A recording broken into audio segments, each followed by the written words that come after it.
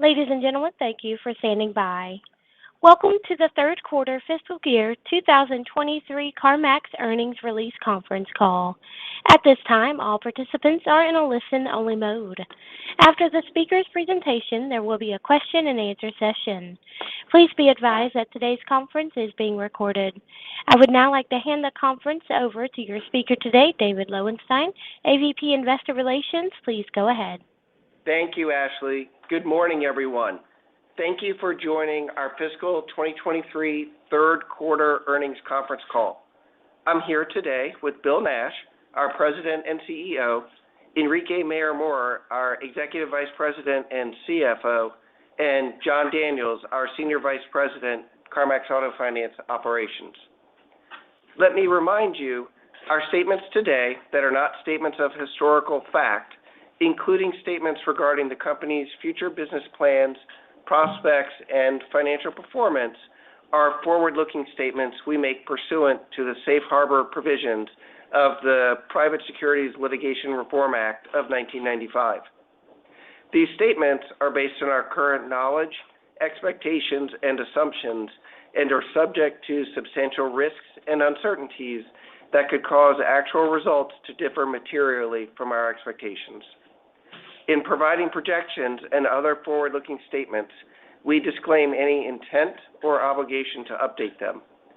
For additional information on important factors that could affect these expectations, please see our Form 8-K filed with the SEC this morning and our annual report on Form 10-K for the fiscal year ended February 28, 2022, previously filed with the SEC. Should you have any follow-up questions after the call, please feel free to contact our Investor Relations Department at 804-747-0422, extension 7865. Lastly, let me thank you in advance for asking only one question and getting back in the queue for more follow-ups. Bill? Thank you, David. Good morning, everyone, and thanks for joining us. Our third quarter results reflect the continuation of widespread pressures across the used car industry. Vehicle affordability remained challenging due to macro factors stemming from broad inflation, climbing interest rates, and continued low consumer confidence. In addition, persistent and steep depreciation impacted wholesale values throughout the quarter. In response, we have been taking deliberate steps to support our business for both the short term and for the long run. We are leveraging our strongest assets, our associates, our experience, and our culture to manage through this cycle. Actions that we took during the quarter include further reducing SG&A, selling a higher mix of older, lower-priced vehicles, slowing buys in light of the steep market depreciation, maintaining used saleable inventory units while driving down total inventory dollars more than 25% year over year, raising CAF's consumer rates to help offset rising cost of funds, pausing share buyback to give us capital flexibility, and slowing our planned store growth for next fiscal year to 5 locations while maintaining our ability to open more locations if market conditions change. In the near term, we are prioritizing initiatives that unlock operational efficiencies and create better experiences for our associates and our customers. While we continue to selectively invest in initiatives that have the potential to activate new capabilities, we have slowed the pace of those investments. We believe these steps will enable us to come out of this cycle leaner and more effective while positioning us for future growth. We will provide more details on these actions later during today's call. And now on to our results. For the third quarter of FY23, our diversified business model delivered total sales of $6.5 billion, down 24% compared with last year's third quarter, driven by lower retail and wholesale volume. In our retail business, total unit sales in the third quarter declined 20.8%, and used unit comps were down 22.4% versus the third quarter last year, when we achieved a 15.8% used unit comp. In addition to the macro factors that I mentioned previously, we believe our performance was impacted by transitory competitive responses to the current environment. External title data indicates that we gained market share on a year-to-date basis through October, though we've seen some recent loss of share. As we have said before, we are focused on profitable market share gains that can be sustained for the long term. Through expansive price elasticity testing, we determined that holding margins during the quarter was the right profitability play. Third quarter retail gross profit per used unit was $2,237, which is consistent with last year's third quarter. Wholesale unit sales were down 36.7% versus the third quarter last year, driven by rapidly changing market conditions, which included about $2,000 of depreciation. This is incremental to approximately $2,500 of depreciation experienced during the second quarter. Wholesale performance was also impacted as we continue to reallocate some older vehicles from wholesale to retail to meet consumer demand for lower priced vehicles. Wholesale gross profit per unit was $966, down from a third quarter record of $1,131 a year ago. Recall, last year, prices appreciated approximately $2,500 during the quarter, which was a margin tailwind. Just as we are doing in retail, we will continue to focus on maximizing total wholesale margin profitability. We bought approximately 238,000 vehicles from consumers and dealers during the third quarter, down 40% versus last year's period. Our volume was impacted by steep depreciation and our deliberate decision to slow buys in reaction to the depreciation. We purchased approximately 224,000 cars from consumers in the quarter, with about half of those buys coming through our online instant appraisal experience. We also sourced about 14,000 vehicles through Max Offer, our digital appraisal product for dealers, up 16% from last year's third quarter. Our self-sufficiency remained above 70% during the quarter. In regard to our third quarter online metrics, approximately 12% of retail unit sales were online, up from 9% in the prior year's quarter. Approximately 52% of retail unit sales were omni sales this quarter, down from 57% in the prior year's quarter. Our wholesale auctions remain virtual, so 100% of wholesale sales, which represent 18% of total revenue, are considered online transactions. Total revenue resulting from online transactions was approximately 28%, down from 30% during last year's third quarter. CarMax Auto Finance, or CAF, delivered income of $152 million, down from $166 million during the same period last year. John will provide more detail on consumer financing, the loan loss provision, and CAF contribution in a few moments. At this point, I'd like to turn the call over to Enrique, who will provide more information on our third quarter financial performance and the steps we've taken to further align our business to the current sales environment. Enrique? Thanks, Bill. Good morning, everyone. Third quarter net earnings per diluted share was 24 cents, down from $1.63 a year ago. Total gross profit was $577 million, down 31% from last year's third quarter. Used retail margin of $403 million and wholesale vehicle margin of $115 million declined 21% and 46% respectively. The year-over-year decreases were driven by lower volume across used and wholesale, and lower wholesale margin per unit. As Bill noted, we continue to face depreciation and have been adjusting accordingly to better position ourselves to manage through the current environment. Other gross profit was $59 million, down 49% from last year's third quarter. This decrease was driven primarily by the effect of lower retail unit sales on service and EPP. Service results declined $37 million as lower sales and secondarily our decision to maintain technician staffing levels drove some deleveraging. Technicians are among the most in-demand associates in the industry, and their retention will position us strongly to quickly grow inventory when we exit the current cycle. EPP fell by 14% or $15 million, reflecting the decline in sales that was partially offset by stronger margins and a favorable year-over-year return reserve adjustment. Penetration was stable at approximately 60%. Third-party finance fees were relatively flat over last year's third quarter, with lower volume in fee-generating Tier 2 offset by lower Tier 3 volume for which we pay a fee. On the SG&A front, expenses for the third quarter were $592 million, up 3% from the prior year's quarter, reflecting a slowdown from the year-over-year increases of 19% during the first quarter and 16% during the second quarter of this year. In the prior year's third quarter, we received a $23 million settlement from a class action lawsuit.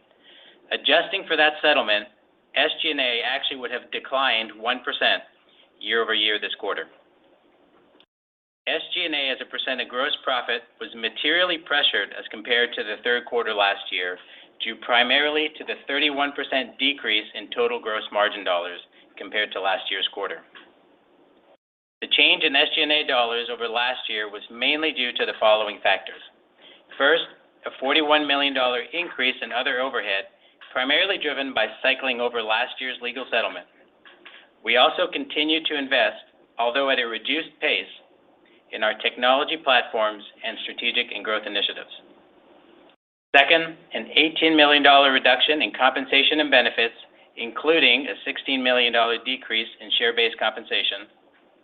And third, a $17 million reduction in advertising. During the quarter, we continued to take steps to better align our expenses to our sales. This included further reducing staffing through attrition in our stores and CECs, limiting hiring and contractor utilization in our corporate offices, and continuing to align our marketing spend to sales. While our advertising expense was lower year over year, our investment on a per unit basis remains consistent with last year's third quarter. We remain focused on reducing expenses and anticipate continued progress in the fourth quarter. Regarding capital structure, our first priority is to fund the business. Given third quarter performance and continued market uncertainties, we are taking a conservative approach to our capital structure. While our adjusted debt to capital ratio was below our 35% to 45% targeted range, we are managing our net leverage to maintain the flexibility that allows us to efficiently access the capital markets for both CAF and CarMax as a whole. In keeping with this goal of maintaining flexibility, we took the following steps this quarter in addition to the SG&A actions I spoke to. First, we paused our share buybacks. Our $2.45 billion authorization remains in place, as does our commitment to return capital back to shareholders over time. Second, we slowed the velocity of our CapEx spend. We expect CapEx will end the fiscal year at approximately $450 million versus our previous $500 million estimate. As Bill mentioned, we have also conservatively planned store growth of 5 new locations in fiscal year 2024. Our liquidity remains very strong. We ended the quarter with over $680 million in cash on the balance sheet and no draw on our $2 billion revolver. Now I'd like to turn the call over to John. Thanks, Enrique, and good morning, everyone. In the third quarter, the strength and stability of our credit platform provided approvals to over 95% of the consumers who applied for credit during their shopping journey. CarMax Auto Finance originated $2.1 billion within the quarter, resulting in a penetration of 44.4% net of 3-day payoffs, up from 42.2% realized in the same quarter last year and 41.2% in Q2. The weighted average contract rate charged to new customers was 9.8%, which was higher than the 8.3% in last year's third quarter and the 9.4% seen in Q2. We continue to leverage our scalable testing environments and nimble underwriting infrastructure to strategically pass along a portion of the increased funding costs to consumers while still increasing share of the finance contracts. Tier 2 penetration in the quarter was 20.5%, in line with historical levels, but down from last year's 22.2%. Tier 3 financed 6.1% of used unit sales, compared to 6.5% a year ago.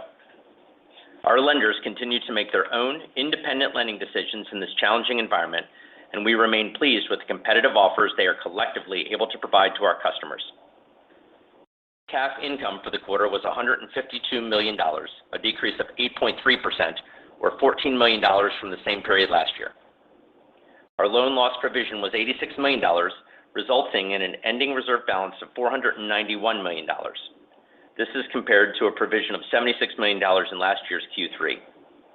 The current quarter's reserve of $491 million is 2.95% of managed receivables, up slightly from 2.92% at the end of this year's second quarter. This sequential 3 basis point adjustment in the reserve to receivables ratio comes primarily from the continued addition of Tier 2 and Tier 3 receivables into the overall portfolio as seen in previous quarters. All in all, we were pleased with the credit performance within our portfolio during the quarter, and we believe we are appropriately reserved for future losses. Further, we continue to be in a strong position to leverage our unique credit platform to operate our Tier 1 business within our targeted loss range of 2 to 2.5%. Within the quarter, total interest margin dollars were flat to last year at $277 million, modestly supported by a $5 million benefit from our hedging strategy. The corresponding margin to receivables rate, 6.7%, was down 54 basis points year over year, as receivables with historically low funding costs were offset by the receivables impacted by the more recent Fed moves. Regarding advancements in our broader credit technology, during the third quarter, we successfully completed the nationwide rollout of finance-based shopping, our multi-lender pre-qualification product, and we continue to see a high level of engagement with this experience. As a reminder, this gives customers the ability to digitally receive quick credit decisions across our entire inventory via our simple online application with no impact to credit scores. This also allows consumers to quickly and easily secure financing at any point in their shopping journey. Like the rest of the business, CAF is also focused on driving efficiencies. We are already seeing benefits from the modern, more nimble receivable servicing system that we launched a year ago. Consumer finance is a highly regulated and ever-changing space, and our new system allows us to adapt more easily to these necessary changes. A recent example is California's upcoming regulatory change that requires added disclosure and refund requirements related to the cancellation of the gap waiver product. With our old system, the implementation would have been lengthy and onerous, and we likely would have temporarily suspended the product in the state while we made the changes. However, with our new, more agile technology, we are able to incorporate these requirements without interruption. This is just one example of our early wins resulting from our new system, and we have a clear line of sight to many more in the near and midterm. Now I'll turn the call back over to Bill. Thank you, John, and thank you, Enrique. As I mentioned at the start of today's call, we're taking steps to support our business by prioritizing projects that unlock operating efficiencies and create better experiences for our associates and customers. It starts with making our omni-channel experience faster, simpler, and more seamless. Some examples include we're enhancing online features to help customers feel more confident in completing key transaction steps on their own and make it easier to go back and forth between assisted help and self-progression. We're also making it simple for consumers to opt into express pickup through self-progression. Excuse me. This delivery option offers customers the ability to complete their transaction at one of our stores in as little as 30 minutes and represents a win-win opportunity. Our research shows that customers love this experience when utilized, and it will enable us to lower our costs over time. Our final example is that we are working to seamlessly integrate our finance-based shopping product into our stores and customer experience centers so that all consumers can enjoy this experience, not just those who shop online. At the same time, we are adding additional lenders to the platform to expand the breadth and depth of offers available to our customers.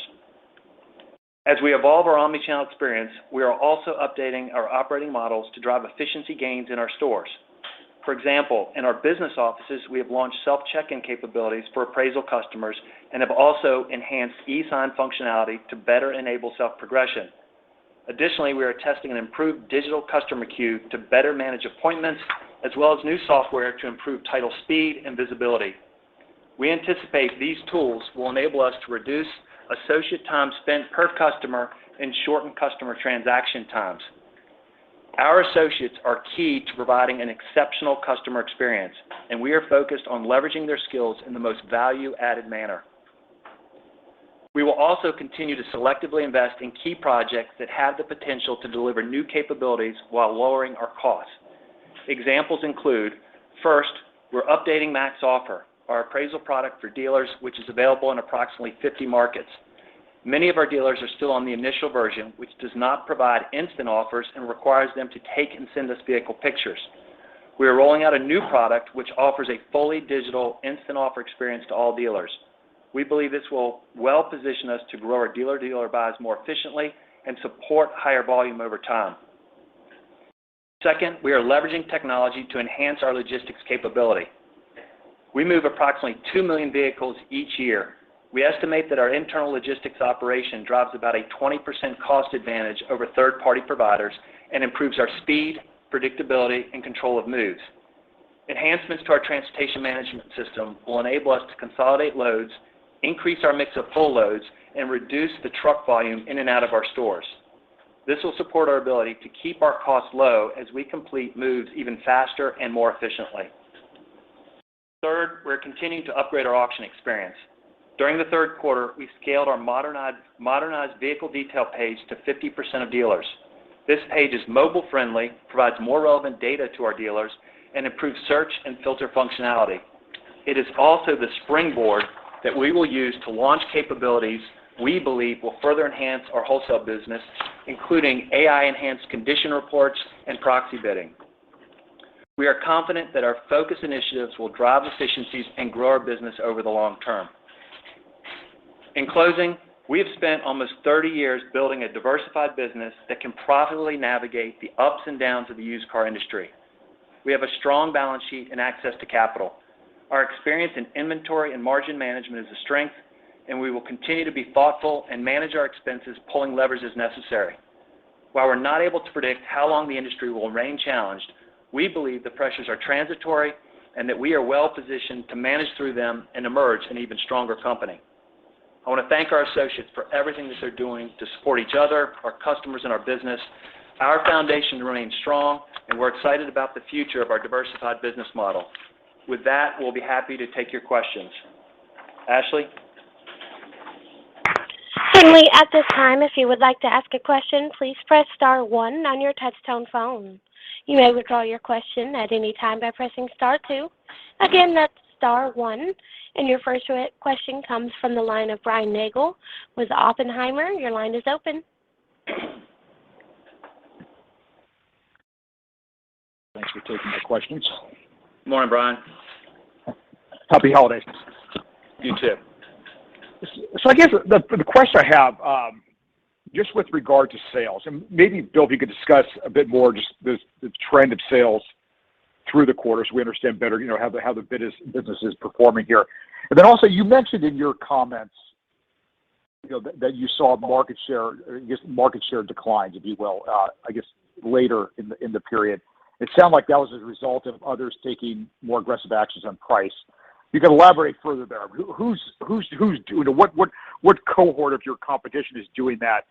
And how long would you expect that dynamic to persist? And then I guess a follow-up to that, as you look at your business, and CarMax has historically been very, very good at managing inventories, but if you're starting to see now others take more aggressive action on price, and you've held the line on margin, could there be percolating issues within your inventory? All right, there's a lot in there, Brian. So let me start with sales during the quarter. The last time we spoke, it was middle of September, latter part of September. We talked about sales being down in the mid-teens. It actually got a little softer by the end of September, and it continued. We continued to see even more softness in October and November. I'll save you from having to get back into the queue because I'm sure your next question is, well, how's December panning out? December is actually running about where the third quarter ran on average. So it's a little bit better than November, but I would just remind you that we're also going to be, we're comping over a little bit of easier performance, obviously, than we were from the third quarter that we will be doing in the fourth quarter. As far as market share, giving you some detail on market share declines, year to date, like you said, we still have gains in share. We did see declines most recently in September and October, which is the latest title data that we have. But this speaks to why I always hesitate talking about market share on the short-term basis, because sometimes there are some temporary pressures, and we saw competitors lowering prices and margins to move inventory, which I'll be honest with you, it's not surprising. I mean, we saw a very similar play back in the 08-09 recession. It's also the reason that we did much more expansive pricing elasticity testing. And through those tests, we're confident that even though we would have sold more cars if we had lowered the prices, we actually made less money. And as I said in my opening remarks, and what I've always said is we're always, what we're going after is profitable long-term market share gains. And I think we've got a great track record on that. I think your other question was just, who's getting that? Look, this is a highly dispersed business. Lots and lots of players out there. I can't, point to any of them. I just know that, widespread pressures, of folks trying to move their inventory and get rid of it. Thanks, Bill. Sure.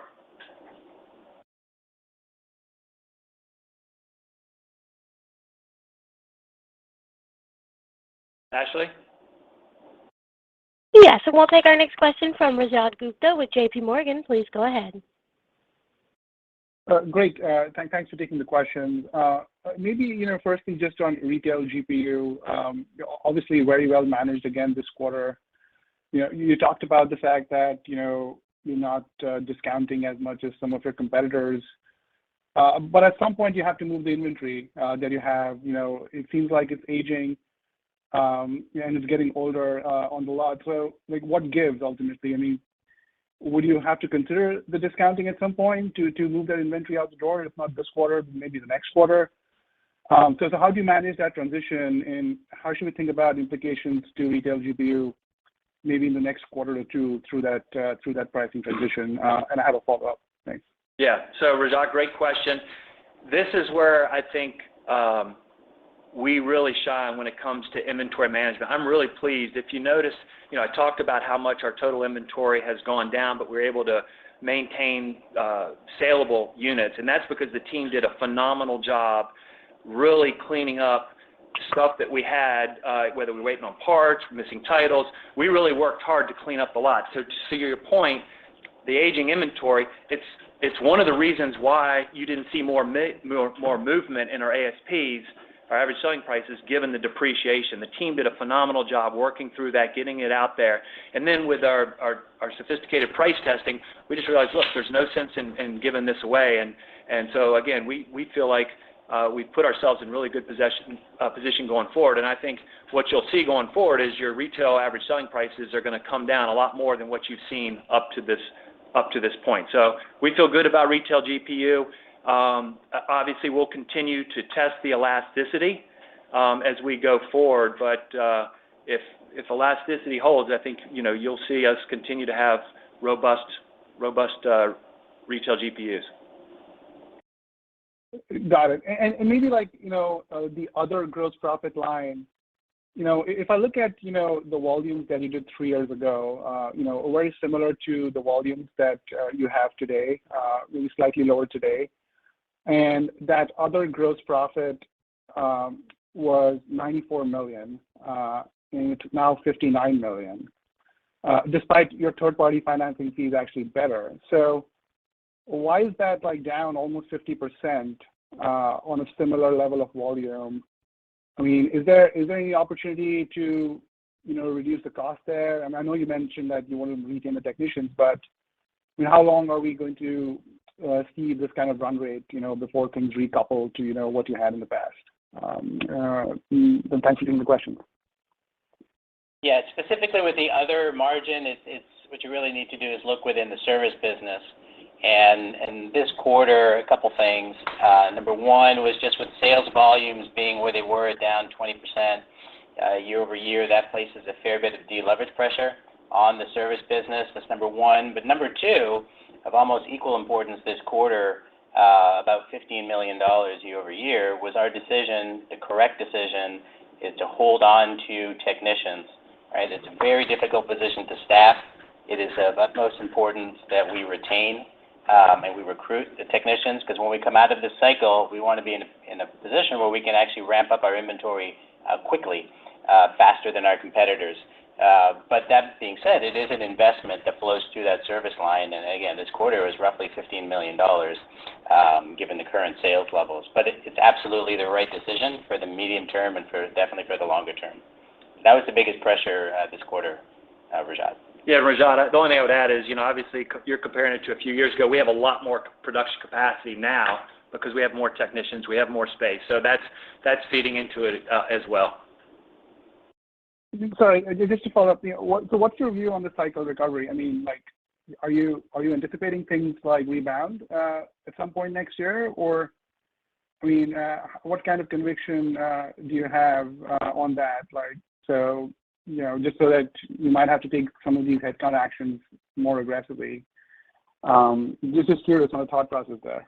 Yeah, look, Rajat, your guess as far as what's going to happen next year is as good as mine. I think what we're trying to do is put ourselves in a position that regardless of what happens in the upcoming quarters, we'll flex up, or if we need to pull additional levers, we'll pull additional levers. So we're just trying to give ourselves flexibility at this point. Yeah, I mean, we are laser focused on what we can control, and that's what we're taking actions on. And so you can take a look at our SG&A and how we've bent the curve there. You can take a look at service. Yes, it's up, but again, the reason it's up is that we're investing in our technicians, because we know that we're going to get through this cycle, and when we emerge from it, we want to be in a really strong position to produce cars quickly. Got it. Great. Thanks for taking the question. Thank you. Okay, we'll take our next question from John Healy with Northcoast Research. Please go ahead. Thank you for taking my question. Just wanted to ask for a little bit more color on the SG&A cadence. I appreciate the comp cadence, but was just wondering if you could help us think about the actions you took in Q3 and, you know, maybe the run rate and really, I don't know if we can think about an SG&A to gross kind of level for the next couple of quarters, or just help us understand kind of, you know, what might be reasonable for you guys, just because, you know, there's been a lot of growth SG&A and now it sounds like you're calibrating that back. So anything you could provide there would be helpful. Yeah, great. No, thank you, John.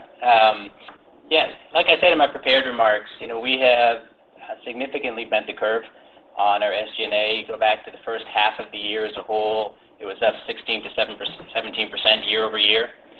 We've bent that down to 3% year over year growth this quarter. But again, when you back out the $23 million settlement that we received last year in the third quarter, you're really looking at a slight decrease in overall SG&A. So pretty material change in the curve. We would expect that to carry forward into the fourth quarter and into next year. And why is that? It's because it's the actions we've been talking about, right? And there's really kind of two groups of actions. Number one is on the more variable perspective. We've been lowering our head count, lowering our staffing from an attrition basis in our stores. So that actually takes a little bit more time, right? Because you're managing it through attrition, but we believe it's the right thing to do from a culture standpoint. And that has been bleeding down really since the second quarter when we start talking about it. We expect that'll carry forward to the fourth quarter and into next year. The second piece is really taking a look at our fixed costs and actively managing there as well. So I've talked about looking at our usage of contractors in the corporate home office. We've pulled back there, right? And we've also essentially paused our hiring in the corporate office. We are still hiring backfills, kind of key positions that we have as well, kind of strategic positions as well. But materially so, we've kind of paused our corporate overhead hiring as well. So, you know, we've taken strong actions. We believe they're appropriate actions for the marketplace that we're operating in. If we need to take further actions, we would do that as well if required, but we believe we're strongly positioned right now. And to answer your question about like the cadence, you know, I would expect the fourth quarter to look similar to the third quarter once you back out the settlement from last year. And when you say similar to the Q3, would that be in terms of dollars, or would that be in terms of kind of SG&A to gross? Yeah, so it's more of a year-over-year SG&A and how that's moving. It's not to gross. I think the challenge, you know, John, with the leverage ratio, the SG&A to gross profit, is we can control SG&A, and I believe we've been doing that effectively. The challenge is the gross profit number. So depending on where that gross profit number ends up, and sharp movements quarter to quarter make it really difficult to manage that leverage ratio. So in terms of, as I mentioned earlier, we'll control what we can control, and that's what we're focused on.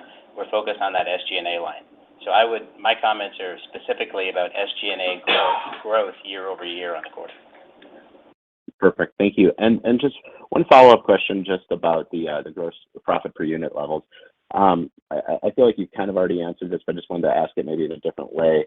You know, hypothetically, if ASPs fall another 5 to 10% over the next couple of quarters, either given market conditions or just changing of mix, are you guys still confident that the $2,000 to $2,200 GPU level is achievable even in that scenario? So I just wanted to ask that more directly.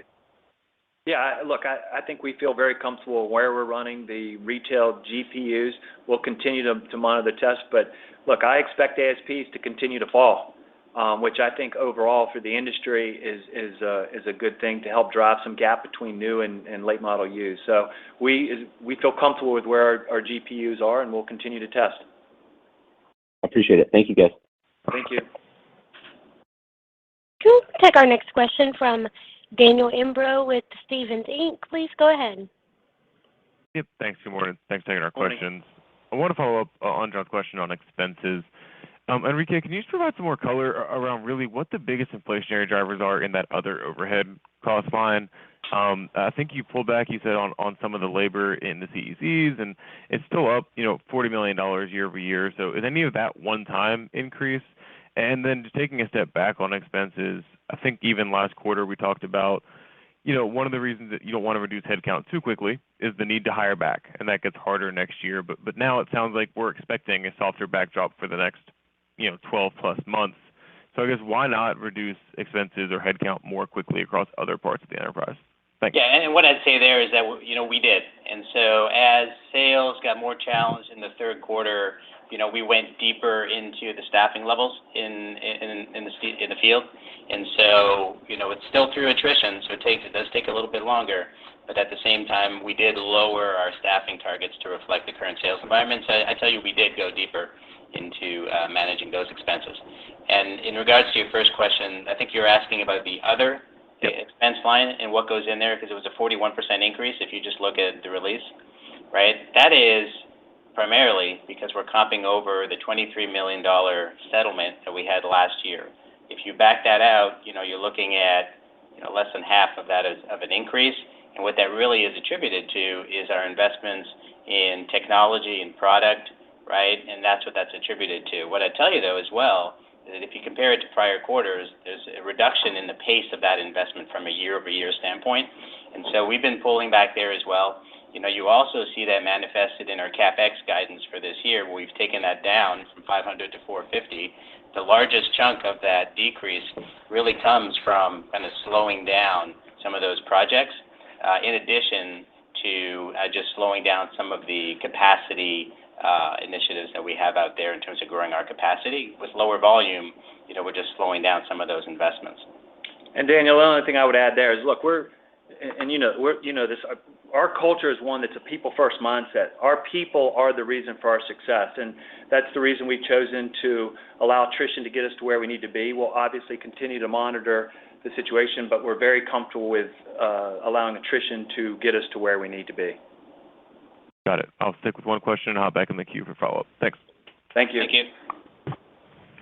Thank you. We'll take our next question from John Murphy with Bank of America. Please go ahead.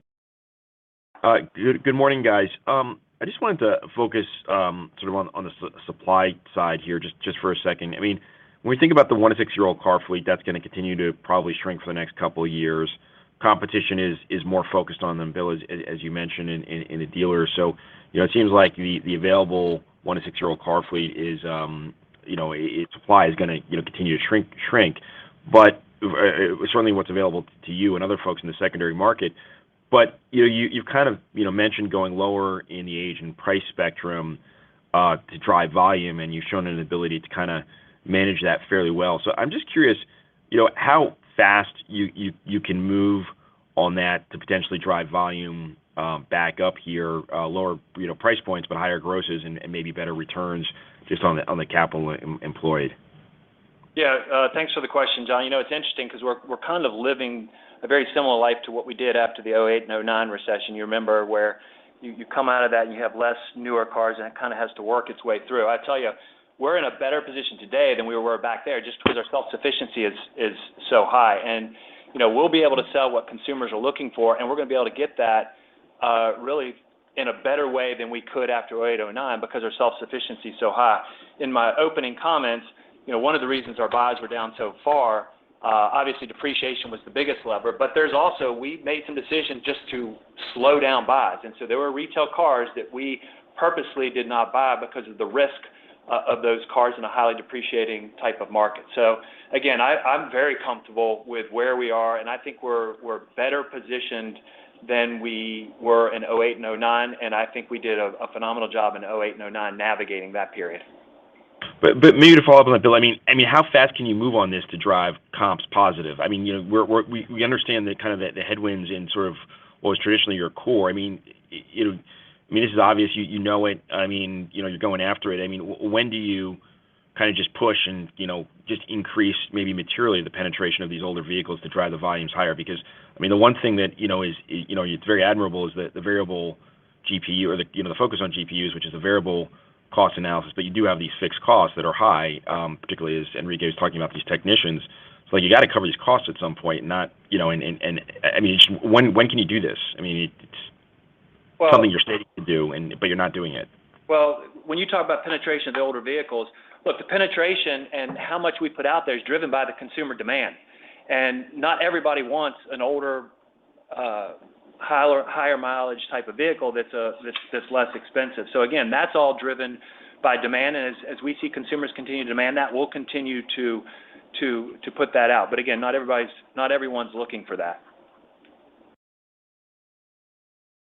Okay, so I mean, it's really a supply. I mean, it's getting to the supply of the core product more than being able to push older. Well, I think it's just more. It's a bigger issue. You have to go back to vehicle affordability. It's just keeping a lot of people on the sidelines right now, and it's not only vehicle affordability. That's the lion's share, but you also have rising interest rates. If I look at CAF payments, just Tier 1 payments, just as an example, you know, the monthly payment, which is the biggest factor on whether someone's going to decide to buy a car or not, it's up $150 year over year, with the majority of that being driven by the vehicle price, with a smaller piece being driven by the interest rates. And I think you've got that, which is obviously keeping people on the sidelines, not to mention just the overall inflationary pressures. And I think what we're trying to do is make sure that we've got the right amount of inventory, the right mix of inventory out there to meet the consumer demand, and be very thoughtful about, you know, our margins in order to cover the costs and the way that we're taking a people-first mindset on how we approach the business. Okay. All right. Thank you very much. Thanks, John. And our next question comes from Seth Basham with Wedbush Securities. Please go ahead. Thanks a lot, and good morning. Just to clarify, for this sales environment with comps continuing to trend down 20%, you still expect SG&A to be flat to up year over year in the fourth quarter and going forward? No, I mentioned that you need to back out the $23 million we got last year in the third quarter, and so we would expect to be down year over year in the fourth quarter. Now, it gets a little bit tricky, Seth, as you know, like quarter to quarter things can happen, but our expectation is that we would be down year over year in the fourth quarter. Okay. And how much down? And when you think about the 20% declines persisting, when do you decide to get more aggressive on SG&A? Yeah, well, we're not going to provide guidance on how much down in the fourth quarter because, again, there's some variability quarter to quarter, but what I tell you is our expectations that it will be down year over year. And if you look at the kind of the trend that we've been managing to, you know, I think we've been focused on SG&A, and we've been pulling the right levers so far. Now, if business, you know, doesn't pick up and deteriorates, you know, we have other levers we can pull, right? But for the time being, we believe we pulled the right levers, and we'll continue to manage the business prudently as we always do.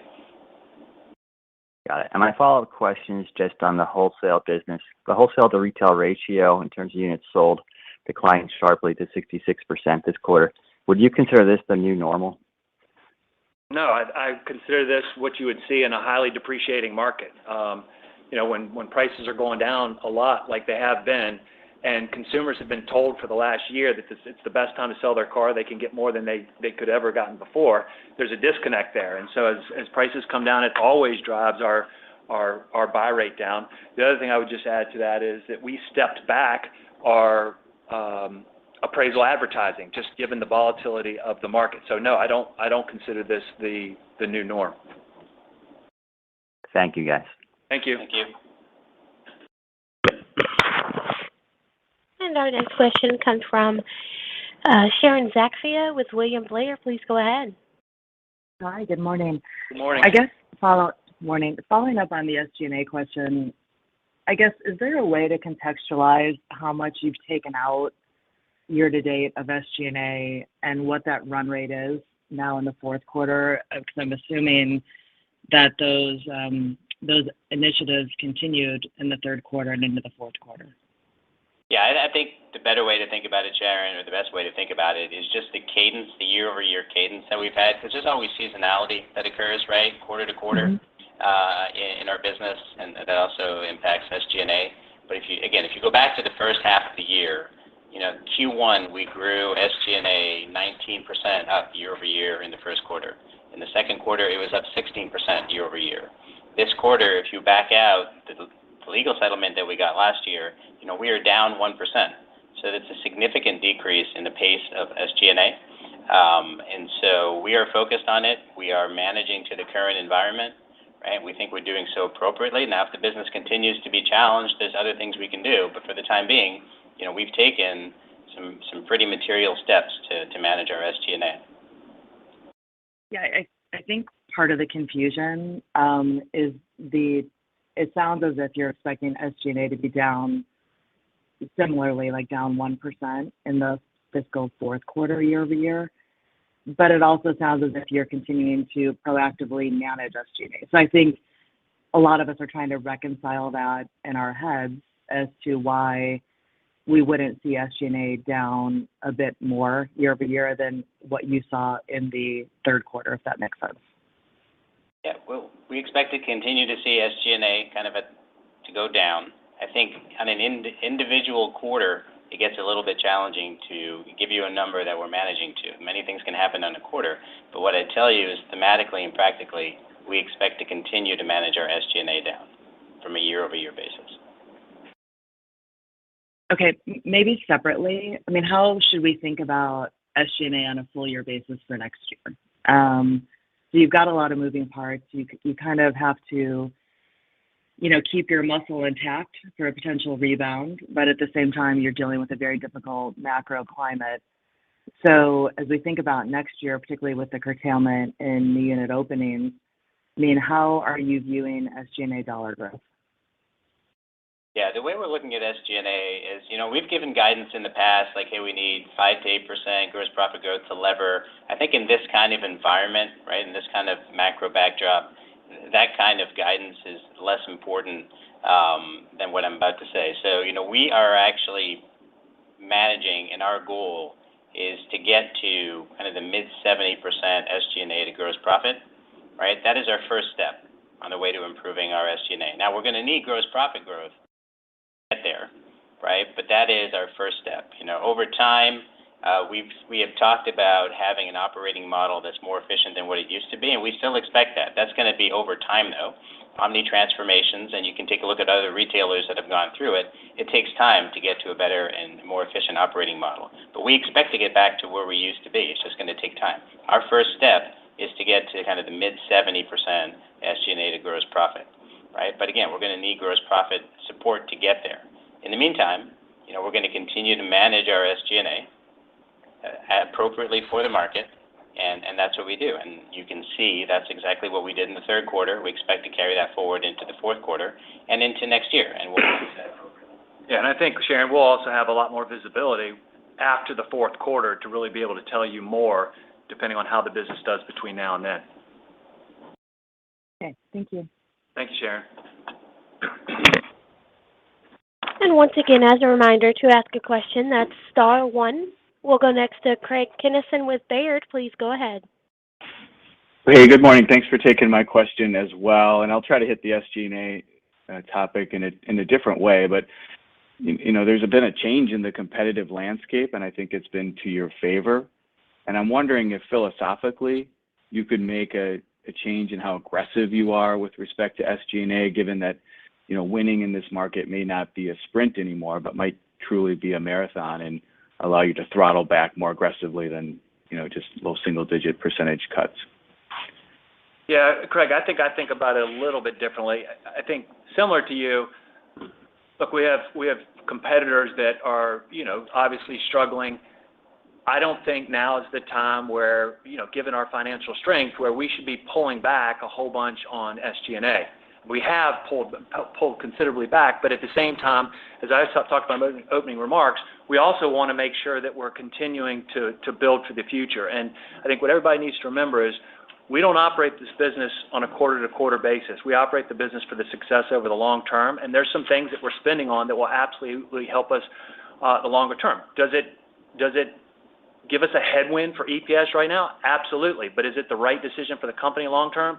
Absolutely. So again, I think really my thoughts around your question is we're going to continue to walk this fine line. We want to continue to build out the muscle. We want to continue to find near-term efficiencies, which we will do, and we'll continue to manage the business with a long-term view versus just a quarter-to-quarter view. And maybe just to follow up, I mean, obviously the stock's under significant pressure, and it feels like you have the long-term philosophy, but not enough shareholders are on board with it. Is there something you can do to improve the messaging or the guidance provided to maybe reduce the amount of surprise with which your results are met?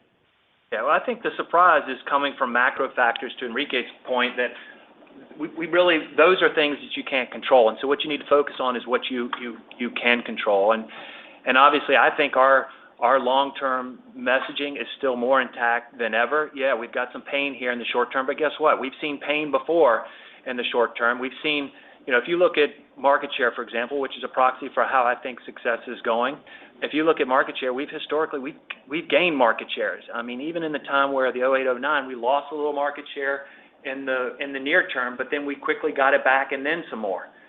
Even if you look in the last few years, when you look back at like FY20, when we started really rolling out our online capabilities, we saw a step up in market share gains. Unfortunately, we went into COVID, we gave a little bit back, but the following year we got that back plus more. Now we're in a recessionary period. So again, I think everybody just needs to kind of keep a perspective of what we're going after long term. And yeah, the short term can be a little noisy, but the long-term message is still intact. Great. Thanks so much. Thanks, Craig. We'll take our next question from Michael Tanney with Evercore. Please go ahead. Hey, good morning. Thanks for taking the question. Just wanted to ask a little bit more on the credit side for John. If you could give us some incremental color. You had mentioned 2 to 2.5 is kind of normal for Tier 1. So what would the equivalent kind of loss ratio expectations be for Tier 2 and Tier 3? And then by way of follow-up would be, can you give some incremental color around delinquency trends and roll rates, if possible at all, by tier would be very helpful. Sure. Right on. Thanks for the question. The 2 to 2.5% is, again, our targeted range. I think we've done a great job staying within there. We've been in the Tier 3 business for, since 2014. I think we've historically quoted it's basically, 1% of our receivables initially. It's now 2%, and obviously substantially higher loss rates. I think we've quoted often 10% of our losses when it was 1%. So you're seeing maybe a 10-fold loss rate difference there in the Tier 3. Tier 2 is somewhere in between, depends on where we choose to play there. There's obviously a wide spectrum. So hopefully that gives you some color on how to expect, losses, provisioning, whatever, around the different buckets. Overall macro factors and, delinquencies and losses impacting our portfolio. I think it's very clear delinquencies are on the rise in the industry. There's no doubt. You can see that within our ABS deals. We've mentioned that historically. They're certainly seeing pressure in the consumer. I think we've done a really, really strong job at working with that consumer. And while they might go 30, 35 days past due, helping them find solutions such that it doesn't go into a charge-off status. So we continue to fight that good fight and work with our consumers. As Bill mentioned, obviously monthly payments are up. I think we've done a nice job of being responsible in our lending to our consumers and helping them through it. And ultimately we reserved accordingly, expecting all of this. So I think we're in a good position from a reserve standpoint. We'll watch the credit environment and the consumer very carefully, and hopefully that answers your questions. Maybe can you just contrast a little bit the current delinquency experience you're seeing vis-a-vis, what was happening in 07 and 08? Sure. I think what you're seeing historically is, I would say in 07 and 08, you absolutely saw an impact across the entire credit spectrum substantially. I think what we've identified is we're seeing a little more pressure on maybe the lower credit consumer, the tier 3 into the tier 2, maybe even the lower side of our tier 1 space. So I see that definitely different. And again, I think that we're seeing delinquency pressure, that hint of a challenge for the consumer, but it really is not manifesting itself into loss. Again, we're going to watch it carefully, and we'll see what happens. But you absolutely saw more of an impact across the credit spectrum and into the loss side in 08, 09. And again, I think that's a very different environment. We can all agree with that. The labor pressures back then versus now, income for the workers. So we'll see where it translates. But I think those are the fundamental differences we've seen. Thank you. Okay, we'll take our next question from Chris Bottiglieri with BNP. Please go ahead. Your line is open. Hey guys, thanks for taking the question. Wanted to talk about your path to your target SG&A to gross. It sounds like it's gross profit dependent to some level, but some of the gross profit levers like service and used volumes I think are out of your control. I think it's probably fair to say. The wholesale took a pretty big step down this quarter, but you've driven significant improvement there. So I guess my point is where do you see the gross profit improvement coming from? Is there any reason to think that wholesale could rebound imminently? I think to Enrique's point earlier, it is a two-piece equation. We're controlling the expense side, the gross profit. We're going to need the business to come back. We're going to need it to come back some. I think wholesale gross profit, obviously, we made some good improvements there. Retail, actually wholesale and retail GPUs, I think are both strong. Now it's about getting some of the volume back. I think wholesale, I'm hopeful we can grow that a little bit more. Like I said, we did some things this quarter that probably slowed that down a little bit, but I think that's what it's going to be. It'd be dependent. That'll carry some weight. Gotcha. Okay. Then the question on CAF quickly. The penetration jumped a ton despite a pretty large rate hike. I'd imagine you've been more in terms of quicker to raise rates, and the bring your own financing jumped a bit too as well, and tier 2 and tier 3 declined. You're also adding new partners onto the tier 2, tier 3 network, if I heard that correctly. So can you talk about what you're seeing there in aggregate? Are the tier 2 and tier 3 tightening credit at the margin? Does your new instant appraisal tool that you added, it sounds like it includes the partners more, will that help drive penetration of tier 2, 3? Just any thoughts there would be helpful. Yeah. All right, let me take them sequentially here. So just a remark on overall penetration. Yeah, as we mentioned in the prepared remarks, CAF penetration is up in tandem with actually us raising rates. I think that's something we're really pleased about. We know that generally you're going to lag the market. Again, we're competing with credit unions at the higher end, but I think we've done a fantastic job at raising rates, 40 basis points sequentially, 150 basis points year over year, and still captured that penetration. So we're pleased with that. You see the tier 2 penetration down from last year, and the tier 3 penetration down. I think that's a combination of two things. You absolutely see the consumer challenge there, as Bill mentioned. You still see an affordability issue there, but yeah, absolutely, as we mentioned, lenders are being very what they need to do to operate independently and pull back where they need to. And I think there's the benefit of our platform. You've got a number of lenders that are going to work together to figure out what's best for them, but collectively provides a good credit offer in the long run. So I think you definitely see pullback there. Chris, last part of your question, I think you mentioned not instant appraisal tool, but our pre-qual tool. Just to clarify there, we mentioned that we're continuing to add lenders onto that tool. Again, we think it's a best-in-class tool. It requires a lot of nimbleness from our lenders. They're all coming on board. Are we seeing engagement there? Yes. I don't know that that's necessarily driving a ton into the penetration story, albeit that tool does bring a better credit quality consumer to the application process. So does that answer your questions? What else have I missed? No, you got my laundry list, and thanks for correcting my misspoken. Yeah, that's what I meant was the instant appraisal. Sorry, I said it again. The financing penetration tool. Thank you. Okay, thanks, Chris. Okay, we'll take our next question from Chris Pierce with Needham. Please go ahead. Hey, good morning. I just wanted to kind of get some color around. You talked about competitors acting aggressively to preference units versus price, while you guys kind of do the opposite. Is that positive because it means the industry is moving back to normal, or is it a short-term negative because they're going to have fresher inventory that's going to lower your unit numbers? I just kind of want to know how to think about that and how that's kind of trended in the past. You've talked about seeing this before. Yes. Yeah, Chris. So I think what you're saying is there's competitors out there that just weren't moving any inventory, and depreciation has been very steep. And so what they're doing is they're trying to move some of that inventory. We've seen this in the past. You know, in a lot of cases, it's not sustainable over the long term because you're just not making the money that you need to, but you're trying to get units moved. So it's, again, the reason why we did the expansive price test. We wanted to see what the elasticity, and we did price tests both up and down. So we did price test down. We also did price tests up, just to kind of better understand it, which again just gives us confidence that, you know, we made the right decision from a profitability standpoint. Okay, thank you. Thank you. Okay, we'll take our final question from David Whiston with Morningstar. Please go ahead. Thanks. Good morning. It looks like you had a really great free cash flow generation quarter from an inventory reduction. And I'm just curious, I guess, one, how much longer can you reduce your inventory to get that free cash flow benefit, yet still have adequate vehicle inventory to sell? And then you paid off the revolver with some of that free cash flow. Do you also want to pay off that June 24 term loan to get some more balance sheet health, or would you rather have that cash on hand?